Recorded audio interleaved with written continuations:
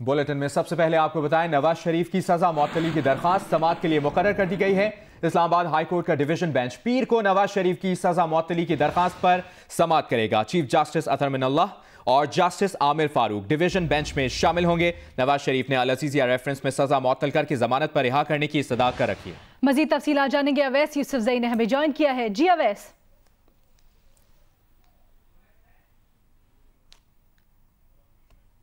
जी अवैस, हमें बताइएगा, आगाह कीजिएगा, पीर को दरखास्त समाअत के लिए मुकर्रर कर दी गई है, डिविजनल बेंच समाअत करेगा। सरबराही में 2 रुकनी डिवीजन बेंच जिसमें दूसरे जज जस्टिस आमिर फारूक शामिल हैं, वो पीर को समाअत करेंगे। और इस सजा मुअत्तली की दरखास्त में यह इस्तदा की गई है कि अपील पहले ही दायर की जा चुकी है और उस पर समाअत होना बाकी है। अपील पर फैसले तक सजा मुअत्तल करके नवाज शरीफ को जमानत पर रिहा किया जाए। जी ठीक, बहुत शुक्रिया अवैस तफसीलात के लिए।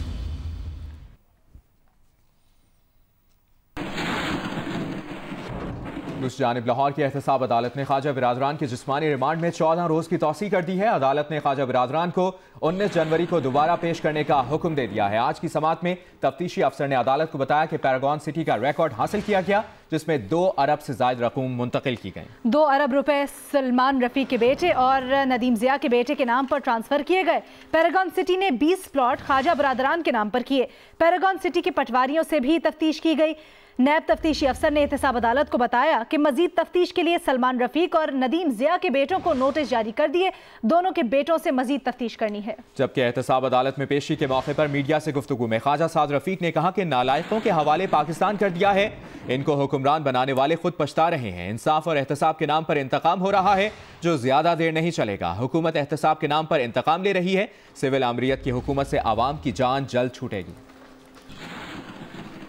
कि मिनी बजट आ रहा है, मिनी बजट की महंगाई का तूफान ला रहा है। नालायकों के हवाले पाकिस्तान कर दिया गया और जो इनको हुक्मरान बनाने वाले हैं, जो इनके हामी हैं, वो खुद पछता रहे हैं। पछतावे का अमल शुरू हो चुका है। इंसाफ और एहतसाब के नाम पे इंतकाम है, ये ज़्यादा देर चलेगा नहीं। लोगों को बेवकूफ़ नहीं बनाया जा सकता। ये वक्त बदलेगा और बहुत जल्द बदलेगा। अब से कुछ देर पहले वफाकी वजीर शेख रशीद ने प्रेस कॉन्फ्रेंस में कहा कि दुनिया सियासत का सबसे बड़ा डाकू अगर पीएसी का चेयरमैन है तो ये पीटीआई का मसला है। दूध की रखवाली पर बिल्ले को नहीं बिठाया जा सकता, चोर को चौकीदार नहीं लगाया जा सकता। वो लाहौर में प्रेस कॉन्फ्रेंस कर रहे थे। उन्होंने कहा कि शाहिद खाकान LNG का चोर है, इसको जेल जाना है। एक बदबूदार सिर्फ इसलिए मेरे खिलाफ बोल रहा है क्योंकि मैं शहबाज शरीफ के खिलाफ अदालत जा रहा हूं। जिस आदमी का मॉरल करैक्टर ना हो, जिसके ऊपर लातादाद केसेस हों। कल मैंने जो जुमला बोला उसको फिर दोहराता हूं, दूध की रखवाली पर बिल्ला नहीं बिठाया जा सकता, चोरों को चौकीदार नहीं बनाया जा सकता। खाकान ने जेल जाना है, मैं उसका खाकान का क्या मसला है, उस LNG का चोर है। मैं ईमानदारी से समझता हूँ कि ये बदबूदार इसलिए बोल रहा है कि मैं शहबाज शरीफ के ख़िलाफ़ सुप्रीम कोर्ट में जा रहा हूँ। मैं ईमानदारी से समझता हूँ बर्रे सग़ीर पाको हिंद का सबसे बड़ा चोर, डाकू, लुटेरा जो है, जिसने इस ख़जाने को नोचा और लूटा, अपने दामाद को भगाया, अपने बेटे को भगाया, इस आगदार को भगवाया, प्राइम मिनिस्टर के जहाज़ में अपना एक बेटा उतर गया, उसका नाम है शहबाज शरीफ। असल बात है ये। देखें, हफ्ता इतवार हर एक पे आता है, छोटे दिन और बड़े दिन। जिसने गाजरें खाई हैं उसको फकी मिलेगी, आज नहीं मिलेगी, कल मिलेगी। ये सारे केस जो भुगत रही है पीपल्स पार्टी, इसमें इमरान खान का तो कोई कसूर नहीं है। आसिफ जरदारी को सबसे ज्यादा फायदा हुआ बेनजीर भुट्टो के मरने का। सारी कौम को नुकसान हुआ, आसिफ जरदारी को फायदा हुआ है। और अभी आपको बताएं, लाहौर की एहतसाब अदालत ने आमदन से ज्यादा असासों के केस में नैब को शहबाज शरीफ से जेल में तफ्तीश करने की इजाजत दे दी है। नैब ने जेल में तफ्तीश के लिए दरखास्त दायर की थी। नैब के मुताबिक शहबाज शरीफ के असासे ज़राए आमदन से मुताबिकत नहीं रखते। आमदन से ज्यादा असासों के केस में शहबाज शरीफ से तफ्तीश मुकम्मल नहीं हुई, इसलिए अदालत शहबाज शरीफ से जेल में तफ्तीश करने की इजाजत दे। वजीर इत्तलात पंजाब फयाज उल हसन चौहान कहते हैं कि 40 साल से करप्शन की बारात मुफाहमत की बस में सवार थी। 2018 के इलेक्शन में करप्शन की बस पुल से नीचे गिर गई। जिसकी करप्शन की दुम पर पांव रखते हैं वो शोर करना शुरू कर देता है। रावलपिंडी में मीडिया से गुफ्तगू करते हुए उन्होंने कहा कि आले शरीफ समझते थे कि तुर्की और चीन वाले इनके रिश्तेदार हैं, रियासतों का ताल्लुक है, किसी एक घराने के ताल्लुकात नहीं। उन्होंने कहा कि मॉडल टाउन JIT बन गई है। राना सनाउल्लाह, शहबाज शरीफ और नवाज शरीफ को फांसी होगी। सबसे बड़ा जुर्म 14 अफराद को मारना है, जिनकी सजा इनको जरूर मिलेगी।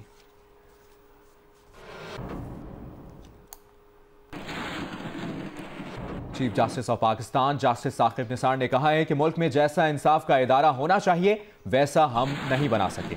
लाहौर में तकरीब से खिताब कर रहे थे, जिसके दौरान उन्होंने कहा कि वो ये बात इसलिए नहीं कह रहे कि अब वो जा रहे हैं। हुकूक को सिक्योरिटी प्रोवाइड करनी है तो वो सर वो एक ही इदारा है, वो है आपका जुडिशरी। अगर ये इदारा नाकाम रहे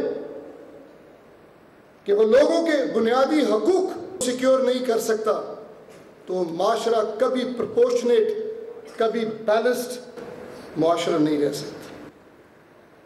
अनफॉर्चुनेटली ये नहीं कि मैं अब जा रहा हूँ इसलिए मैं कह रहा हूँ, जिस म्यार का इंसाफ का इदारा हमारे मुल्क में ख़ास तौर पे इस्लामी रियासत में होना चाहिए, वो इस्लामी रियासत में हम नहीं।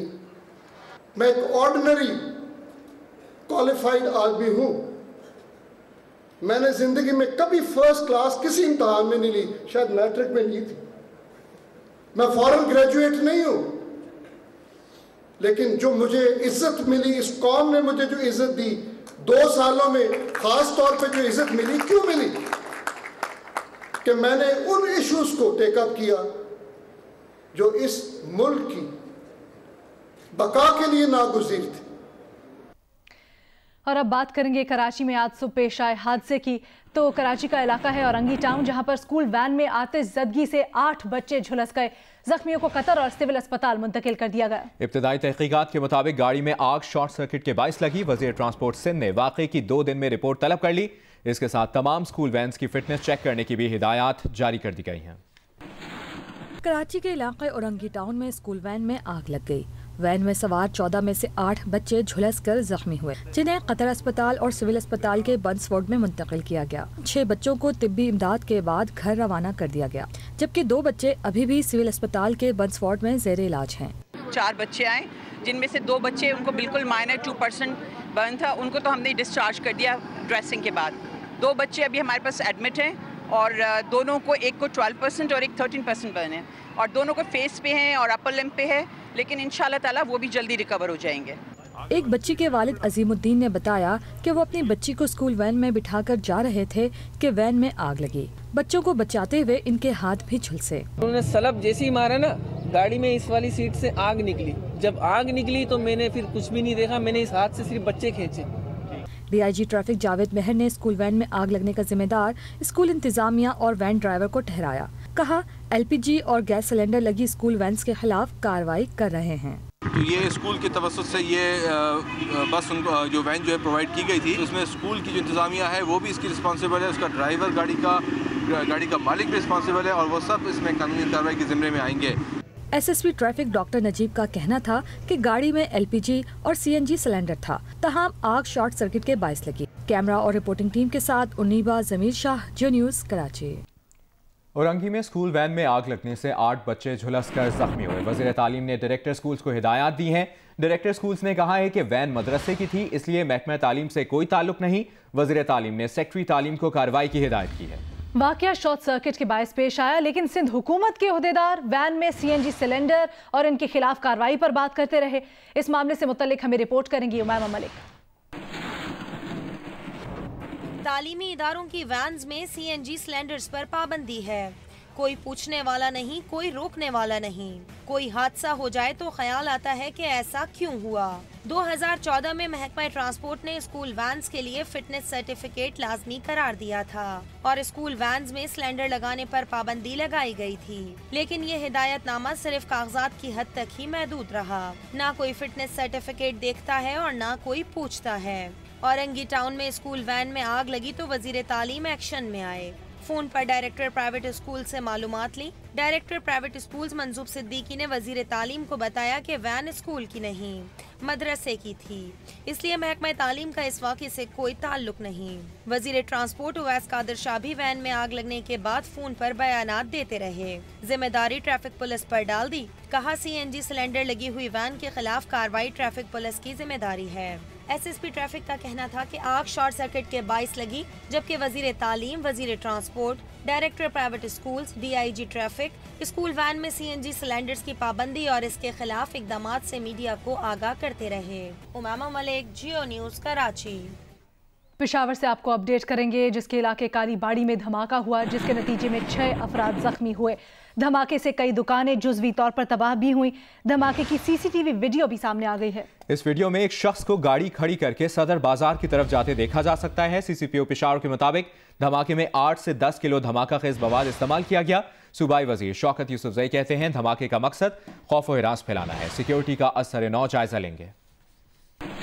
पेशावर सदर के इलाके कालीबाड़ी में सुबह 8:30 बजे के बाद सफेद रंग की करोला गाड़ी मस्जिद के करीब पार्क की जाती है। सीसीटीवी फुटेजेस में देखा जा सकता है कि गाड़ी से एक शख्स उतरता है और उसके कुछ लम्हे बाद धमाका हो जाता है, जिससे 6 अफराद जख्मी हुए। गाड़ी के अंदर उन्होंने एक्सप्लोसिव लगाया हुआ था। थोड़ा सा मोड ऑफ अप्रेंटिस जो हमारा पास्ट में हमारा एक्सपीरियंस है उससे थोड़ा सा डिफरेंट है। इसमें कुछ और चीज़ें जो टेक्निकल वो यूज़ करते थे वो नहीं की, तो उससे हमें कोई न्यू ग्रुप लग रहा है। पुलिस के मुताबिक सीसीटीवी फुटेजेस की मदद से धमाके में मुलविस शख्स की तलाश जारी है। धमाके से गाड़ी मुकम्मल तबाह हुई, जबकि मुताद्दिद दुकानों को जुज़वी नुकसान पहुंचा। धमाके में 8 से 10 किलोग्राम बारूदी मवाद इस्तेमाल किया गया था। खाली प्लाट है, इधर इसके अक्रॉस खड़ी की गई है। जो उधर शॉप्स हैं जिनके शटर्स डैमेज हुए हैं, जो आपने अभी दिखाए भी हैं, वो भी वेल्डिंग के और इस तरह के शटर शॉप्स हैं। तो वो अभी हम ये सारी चीज़ें वो चीज़ें हैं कि जो इस वक्त कुछ कहना कबल वक्त होगा। धमाके के जख्मियों को फौरी तौर पर लेडी रीडिंग अस्पताल मुंतकिल किया गया, जहां उन्हें तिब्बी इमदाद दी जा रही है। अस्पताल इंतजामिया के मुताबिक जख्मियों की हालत खतरे से बाहर है। कैमरामैन नजर अली, शाहिद अहमद और साथी रिपोर्टर शीबा हैदर के साथ आफ्ताब अहमद, जियो न्यूज़, पेशावर। पेशावर सदर में धमाके के बाद कालीबाड़ी बाजार में जिंदगी मामूल पर आने लगी है। धमाके की तफ्तीश के हवाले से हमें मजीद आगाह करेंगे हमारे नुमाइंदे आफ्ताब अहमद। जी आफ्ताब।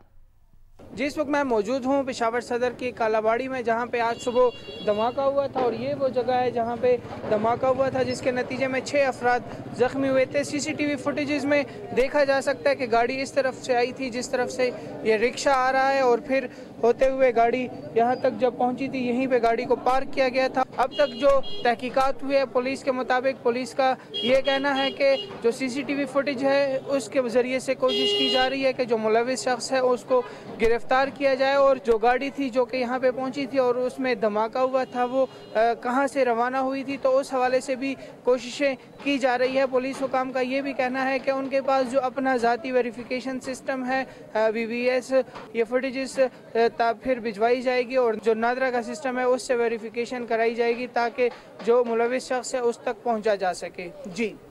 पेशावर कार बम धमाके की तहकीकात में अहम पेशरफ्त हुई है। जमरूद के इलाके में कानून नाफिज करने वाले इदारों की जानिब से कार्रवाई की गई है। आपको बताएं, सिक्योरिटी जराये का बताना है कि धमाके में इस्तेमाल होने वाली कार मुबैना मालिक उसका गिरफ्तार कर लिया गया है, और कार मालिक नेक मोहम्मद को नामालूम मकाम पर मुंतकिल कर दिया गया है। तो कराची में मनशियात के मुबैना सप्लायर रहीम मामा को गिरफ्तार करने में पुलिस नाकाम है। पुलिस का दावा है कि रहीम मामा नौजवानों के लिए डांस पार्टियां भी कराने लगा है। मजीद तफसीलात जानेंगे, जीशान शाह ने हमें ज्वाइन किया है। जीशान, क्या डिटेल्स हैं आपके पास? जी देखिए, बिल्कुल ये नए दौर का नशा जिसे आइस के नाम से पहचाना जा रहा है, ये रहीम मामा की जानिब से जो ये मुलजिम है, जो कि इससे कबल भी दरख्त थाने ने इसको 5 किलो मंशियात के इल्जाम में गिरफ्तार भी किया था, जिसके बाद में मुलजिम बेल आउट करके तब से मफरूर है। मुलजिम के लिए अब ये इंकशाफ हुआ है कि वो आइस की जो ये नशा है इसकी डांस पार्टीज कराना शुरू हुआ, जिसके अंदर नौजवान लड़के लड़कियों को जो है वो बुलाता है और उसके बाद में इस नशे की लत पे वो लगाता है। जो वीडियो हमारे पास हमें मौसूल हुई है, जो कि डांस पार्टी की वीडियो है, उसमें देखा जा सकता है कि खुलेआम नौजवान लड़के लड़कियां वहां पे आइस का इस्तेमाल कर रहे हैं, और जो मुलजिम रईस मामा है, जिसको कि अब तक पुलिस के मुताबिक कराची का सबसे बड़ा आइस का डीलर बताया जा रहा है, वो भी इस डांस पार्टी में मौजूद है। जराये के मुताबिक मुलजिम इस वक्त शहर के मुख्तलिफ इलाकों में, खुसूसी तौर पर साउथ के मुख्तलिफ इलाकों में डांस पार्टीज अरेंज कराता है, और ये खुसूसी तौर पर ये मंशियात की पार्टीज होती है। डांस पार्टीज की आड़ में मंशियात यहाँ पे स्मगल की जाती है, और नौजवान लड़के। आपका जीशान शाह, आपने अपडेट किया। कराची में गार्डन रोड पर तजावुजात के खिलाफ कार्रवाई से मुतल्लिक आपको अपडेट करें। दुकानों और दफातर को हैवी मशीनरी की मदद से मिसमार किया जा रहा है। गार्डन रोड पर दुकानदारों का एहतजाज जारी है। KMC हुक्काम के मुताबिक अब तक 100 से ज्यादा दुकानें और दफातर गिरा दिए गए हैं। आज 200 से ज्यादा गैर कानूनी तामीरात गिराने का हदफ है। मजीद तफसीलात सुलेमान सादत खान से।